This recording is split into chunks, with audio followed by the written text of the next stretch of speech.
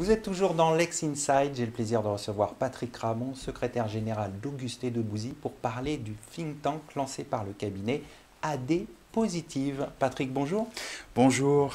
Qu'est-ce que ce think tank AD Positive?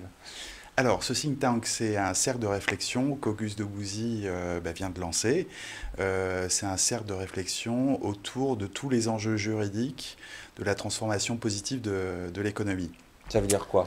Donc, la particularité de ce think tank, c'est que déjà, qui va y participer, donc les avocats collaborateurs d'Auguste Debouzy. On souhaite aussi faire participer les clients, nos clients, et tous les acteurs ou témoins qui sont partie prenante de cette thématique. Donc comment ça va se... L'idée ici, c'est de poser les bonnes questions. On est dans une transformation qui est assez nouvelle, qui a été accélérée. Les sujets étaient peut-être anciens, mais en tout cas, ce concept de transformation positive de l'économie est accéléré par la crise sanitaire, comme plein d'autres choses. Et donc là, l'idée, c'est de réunir autour de la table dans différents formats. Ça peut être des conférences, ça peut être des déjeuners ou des dîners. Toutes les parties prenantes, toutes les personnes qui se posent des questions autour de ces enjeux. Donc, les collaborateurs sont invités à y participer, à produire du contenu juridique autour de ça, à poser des questions. Et cela devrait permettre, notre ambition, c'est de donner des clés de lecture de tous ces enjeux et un meilleur éclairage sur toute cette transformation positive qui crée une nouvelle donne pour les entreprises. Donc on peut dire laboratoire d'idées, de réflexion. C'est plus un laboratoire de réflexion. Qu'un laboratoire d'idées. Je crois qu'il y a d'autres organismes qui génèrent de l'idée.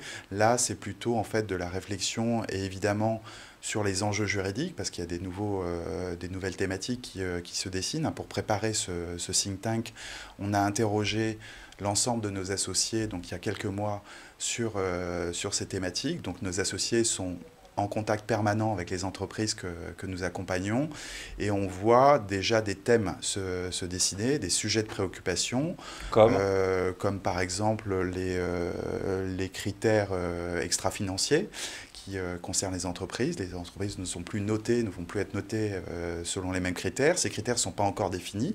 Donc il y a des enjeux aussi de souveraineté qui va définir ces nouvelles normes. Il y a des questions qui sont plus ancienne sur la neutralité carbone, mais avec le sujet de la biodiversité qui émerge beaucoup en ce moment.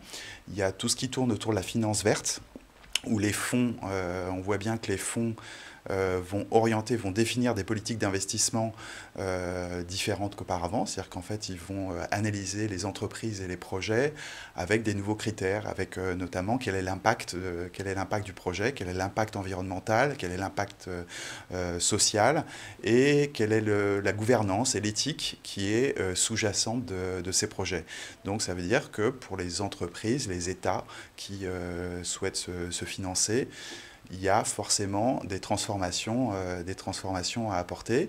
Il y a des contentieux nouveaux qui vont arriver, parce qu'avec la loi Pacte et la raison d'être, les entreprises s'engagent sur un certain nombre de valeurs, un certain nombre d'actions, et elles vont devoir rendre des comptes sur ces engagements, avec la possibilité d'être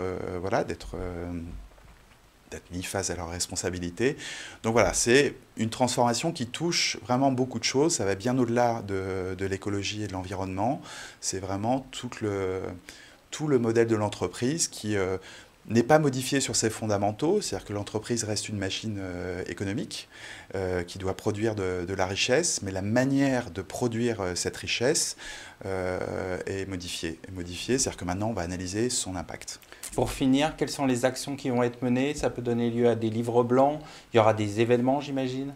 Alors, les événements, ça c'est sûr, c'est la première étape. Là, pour l'instant, on est vraiment au début du projet.